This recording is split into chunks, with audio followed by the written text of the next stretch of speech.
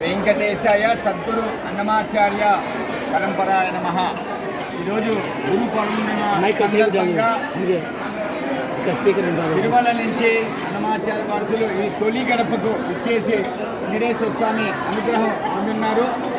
అన్నమాచార్యులు ఈ తొలి గడప మీద కూడా 52 సంకీర్తనలు రచించినారు. అక్కడ తిరుమల క్షేత్రంలో ఆ సంకీర్తనలు వేస్తూ ఉంటారు. తిరుమలలో ఏకాంత సేవ, సుప్రభాతము, కళ్యాణోత్సవంలో అన్నమాచార్య కైంకర్యం జరుగుతూ ఉంది. అన్నమాచార్య వారసులుగా 12వ తరం వారసులు తిరుమల క్షేత్రంలో స్వామి కైంకర్యం చేస్తుంది.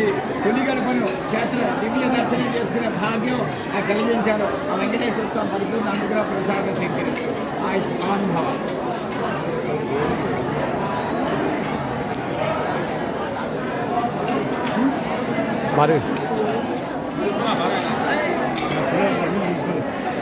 ఈరోజు గురు పౌర్ణమి సందర్భంగా పుష్పగిరి క్షేత్రానికి స్వామివారు తాళ్లపాక స్వామివారి దంపతులు రావడం మనకు భాగ్యము. మన కడప జిల్లా ధన్యమైంది.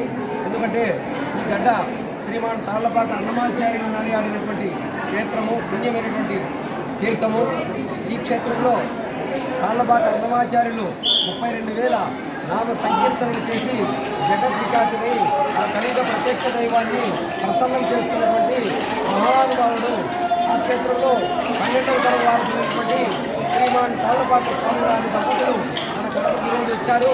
కృష్ణగిరి గిరి పరీక్ష అనంతరం అన్నమయ్య సర్కిల్ నుండి కోలాటంతో నామ సంకీర్తనతో మనం దేవుని కడప అతి ప్రసన్న వెంకటేశ్వర స్వామిని దర్శనం చేసుకుంటున్నాం.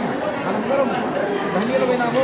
ఎందుకంటే ఈ తాళ్లపాక వారి వారసుల తర్వాత అన్నమాచార్యం తర్వాత మనకు 12వ తరం వాళ్ళు మొట్టమొదటిగా మన క్షేత్రానికి అడుగుపెట్టడం జరిగింది.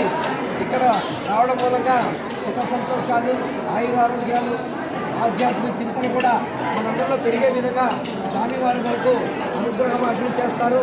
దయచేసి మీరందరూ కూడా కూర్చుంటే కార్యక్రమాన్ని మనం విజయవంతం చేసుకోవచ్చు. ఈ కార్యక్రమానికి మన అన్ని ధార్మిక సంస్థలు, పుర ప్రముఖులు, రాజకీయ నాయకులు అందరూ కూడా ఎలాంటి భేదం లేకోకుండా మన తాళ్లపాక అన్నమాచార్యుల యొక్క కార్యక్రమానికి పాల్గొనడం జరిగింది. ఈ ఆలయ కమిటీ సభ్యులకు, అన్ని ధార్మిక సంస్థలు కూడా కృతజ్ఞతలు తెలియజేసుకుంటున్నారు. స్వామివారు మళ్ళీ మరలా కూడా మన క్షేత్రాన్ని దర్శించి మనకందరికీ అనుగ్రహ భాషణం చేయాలని నేను కోరుకుంటున్నాను. జై శ్రీరామ్. జై శ్రీరామ్. ఓం నమో వెంకటేశాయ. ఓం నమో వెంకటేశాయ.